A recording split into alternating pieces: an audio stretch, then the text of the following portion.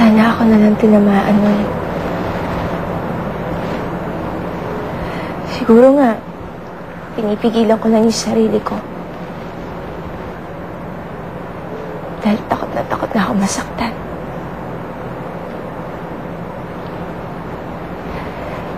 Pero paano naman yung kaligayahan ko? Si Andy.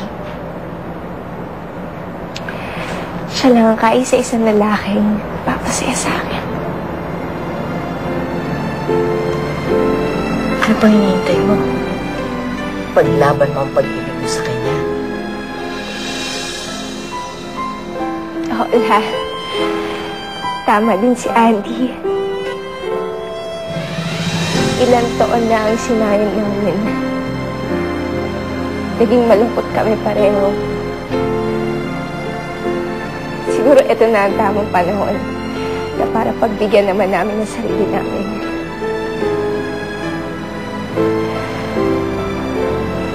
Sa gagawin kong ito, sana La, maging masaya na kami.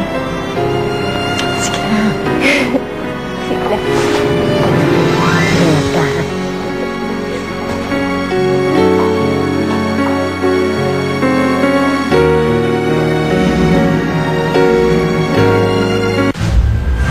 Hala! Germs! Banta, skin rashes at...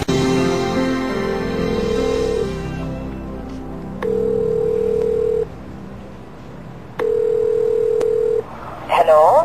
Hello? Tita Carmen? Oh, Andy, ikaw pala. Nandyan mo ba si Elsa?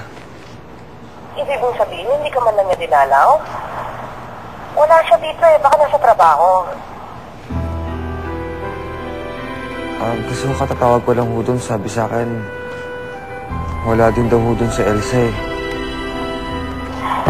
Hindi pa siya umuwi, iyo eh. Hayaan mo, pagdating niya, sasabihin ko tumawag ka. Sige, salamat ho.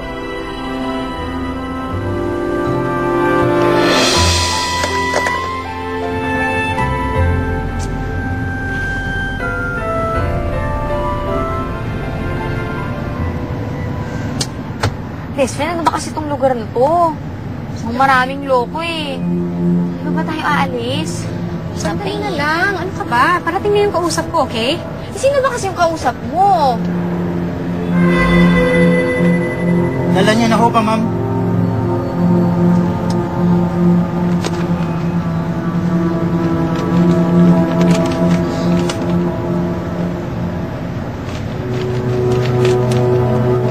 Sige ho. Basta kontakin niyo na lang uulit ako. Pag may gusto kayo pagawa kay Andy. Sige, pwede ka na umalis.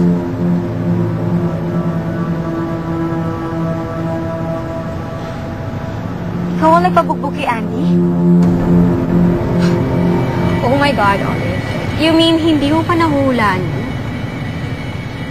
Akala ko ba mahal mo yung tao? Bakit mo naman pinabugbog? Alam mo bang muntik na siya mamatay, Rosita? Well, nahi-guilty din ako, no? I mean, awang-awa nga ako sa kanya eh. Hindi ko naman in-expect na ganun yung gagawin nila kay Andy, no? Pero, alam mo ba, Olive, ginawa ko lang naman yun para magkaroon ng opportunity para maalagaan ko siya, para mapalipit ako sa kanya ulit. At alam mo, nagbunga din. Malapit na mahulog ang loob ni Andy para sa akin. Mamahalin niya ako. Alam ko yun. Malapit na yun.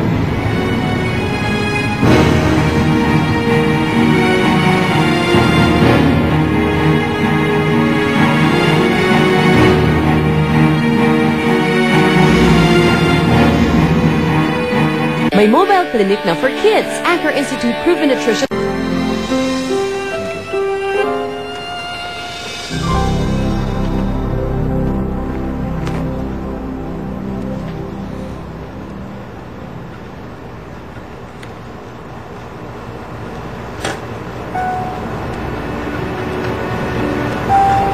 Sir, girlfriend niyo po? Dati.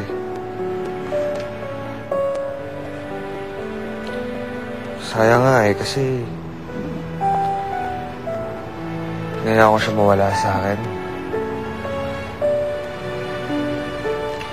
Ano ba siya ang pinaka-importante nangyari sa buhay ko?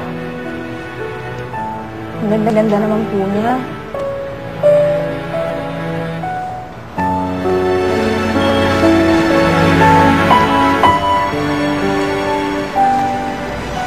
Anong ginagawa mo dito?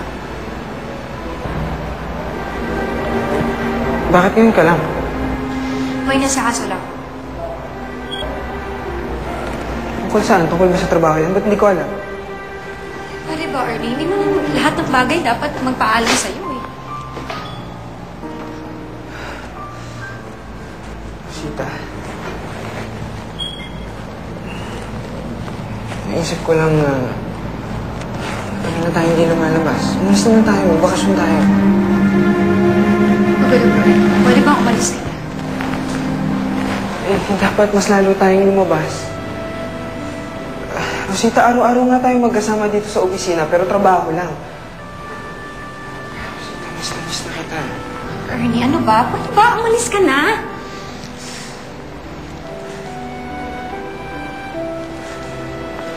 Sige, tawagan mo na lang ako pagka kailangan mo.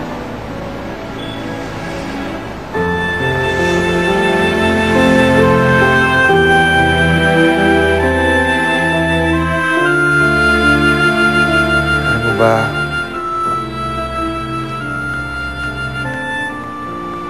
Sa kanya ko naramdaman yung totoong pagmamahal. Siguro ngayon, kung hindi ko siya nakalala hanggang ngayon, hindi ko pa rin alam kung ano yung sila totoong kaligayahan.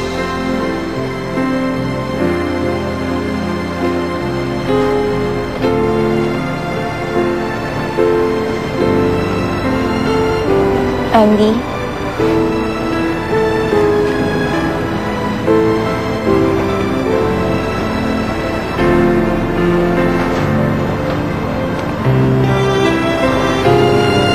Elsa!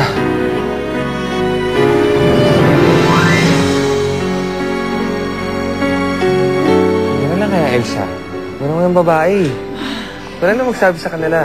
Mukha naman lalo mo kami pinasasabit dito. Come on, tell us. What's the good news? Kasi... Nagkabalikan na kami ni Elsa. Hindi kayang ang pag-ibig mo'y matupid. Naghahandang magdasal, masaktan ang puso ko. Nasaksihan mo ang kwento ng drama at pag-ibig